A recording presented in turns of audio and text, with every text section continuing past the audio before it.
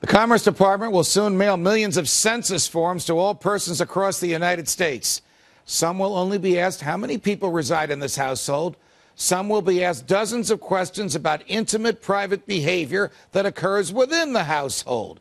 The government will demand of the head of every household that whichever form is received be answered. This will be a test of Americans who believe in personal privacy, the constitutionally guaranteed right to be left alone, to engage in civil disobedience and not answer these personal private questions. The maximum fine for refusing to answer a census question is $100 per question, up to an aggregate fine, a total maximum fine of $5,000, and no jail time may be imposed. The Supreme Court has never ruled on the constitutionality of census questions beyond the counting of heads, but numerous lower federal courts have found it constitutional. However, the Constitution only authorizes the government to count heads. Any questions beyond that is unconstitutional and are quite simply none of the government's business. Joining me now is Walter Williams, professor of economics at George Mason University. Professor Williams, I love when you're on this show. Welcome back to Freedom Watch. Good afternoon, Judge. So where does the government get the authority to ask me how many flush toilets I have, or how much running water I use, or how many sinks or bathrooms are in my house? Well, it has no such constitutional authority. And a lot of Americans don't understand why the founders put Article 1, Section 2 of the Constitution to require that there be a counting of the or a census every 10 years. And the purpose of the census is to apportion the House of Representatives. And so you don't need to know how many toilets I have in order to apportion the House of Representatives. All right, the House of Representatives, the membership in the House of Representatives per state is determined by the population of the state. And after the census is conducted and we get a fairly accurate reading of the population of each state, they then take those states and apportion members of the House. And some states like California may get more, and some states like New York may get fewer. But the government, as is typical of government, uses this opportunity when it knocks on the door to ask more than who's living here. Can a person legitimately say, you know what? The Constitution says I only have to tell you how many are living here, not who, not their religion, not their gender, and not the number of times they go to the bathroom. That's right. And so I think that Americans ought to test the Constitution. Yes, I believe that there are laws that as you quoted in the beginning, or that you cited in the beginning, whereby people can get fines for not answering questions.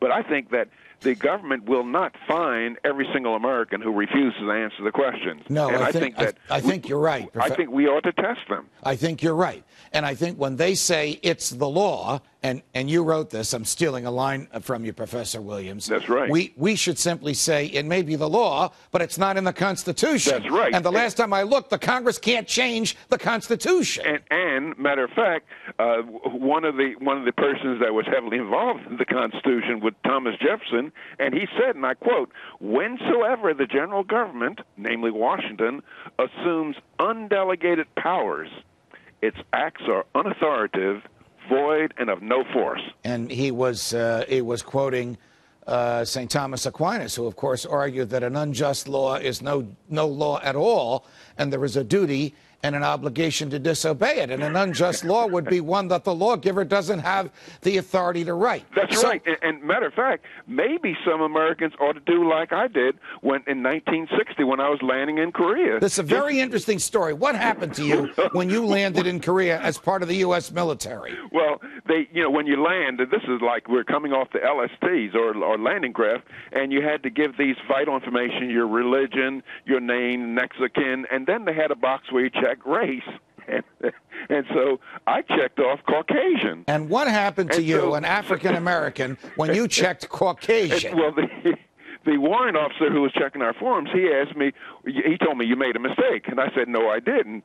And he said you should check Negro, and so I said, look, the Census Department says that I can determine who I am. I know who I am, and I'm Caucasian. And so he asked me, well, why would you put down Caucasian instead of Negro? I say, look, if I put down Negro, I'll get the worst job over here. So you were Professor Walter Williams of George Mason University, accurately understanding the institutional discrimination against African Americans by the federal government, by the military itself. Did this warrant officer sort of nod in approval? I know what you're talking about. No, he did not.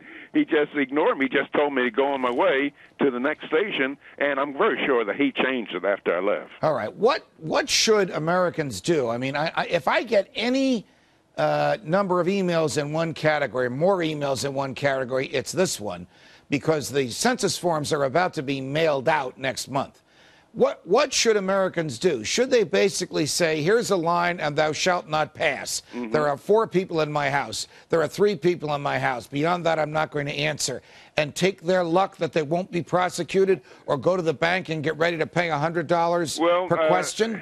Well, unless I'm willing to pay for them, I can't tell them what to do. But I'll tell you what I'm going to do. I'm going to just ask for some kind of Miranda warning. Very interesting. Yeah.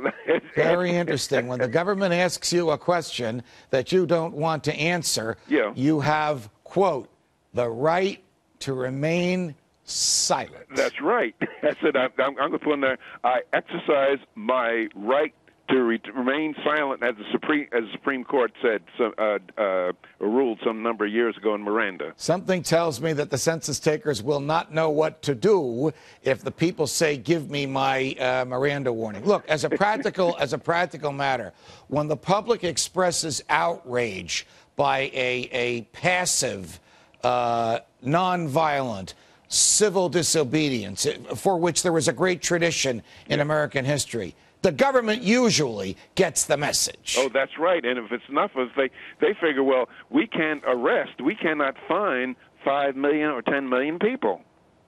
I'm going to do the same thing you're going to do. I'm going to tell them how many people live in my house if they knock on the door and if I get one of these long forms.